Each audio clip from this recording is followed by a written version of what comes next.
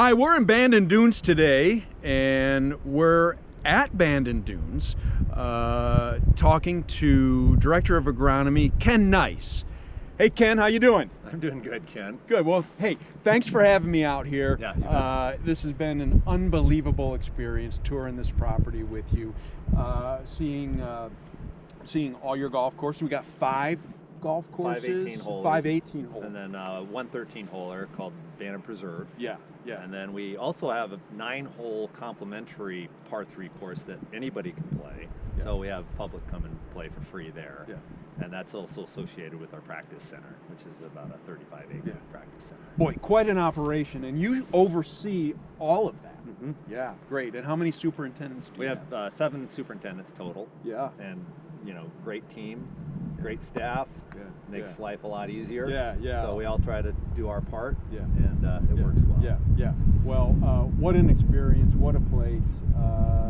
And I suppose this is a typical weather day for you here in this area. This is a good fall day. Yeah, very cool.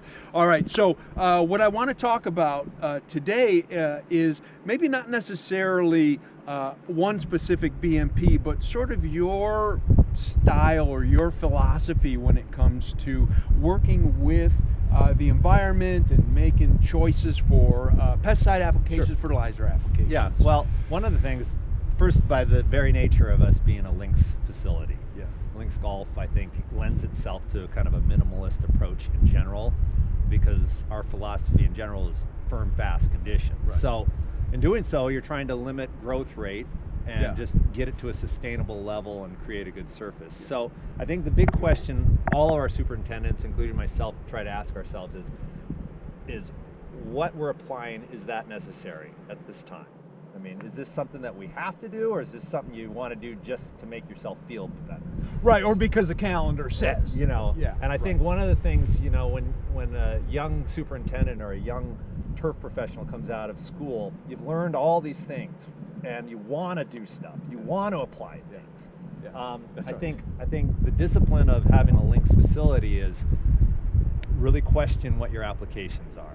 Make sure that that's a necessary application, and if it's not necessary, then don't do it. Yeah. Don't apply. That's right. So, and then we kind of tend to concentrate more on certain cultural aspects, like our top dressing program, our aerification program, just, you know, that comes along with it, that those cultural practices are every bit as important. Yeah.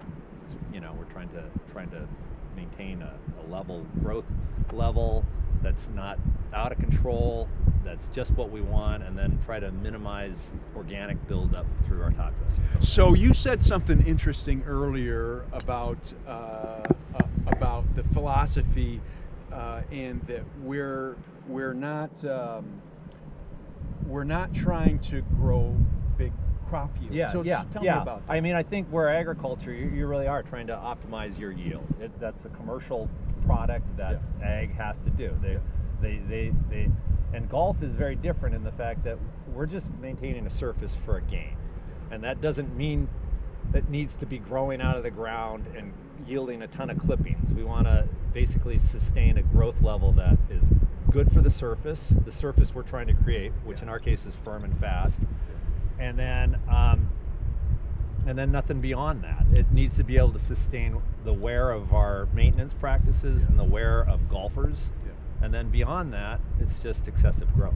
Yeah, and it seems like a lot of not a lot, but some superintendents get caught up in trying to push that grass and getting too much growth, and really they're working against the quality of their end product. And then it starts to kind of have a snowball effect where now you have to mow more frequently.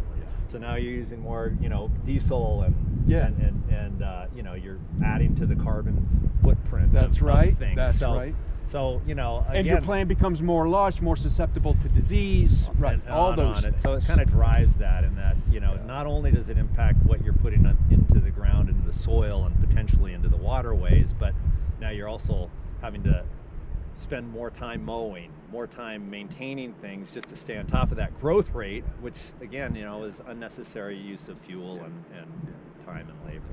Well, that's great. I again want to thank you for having me out here and giving me the tour. It's a great story. I'm glad your end destination was with us, so we're honored Yeah. to have that. Well, thanks so much, Ken, and hopefully we'll see you for a round of golf out here someday. Yeah, well, that would be the idea. Okay, great. Thanks, Ken.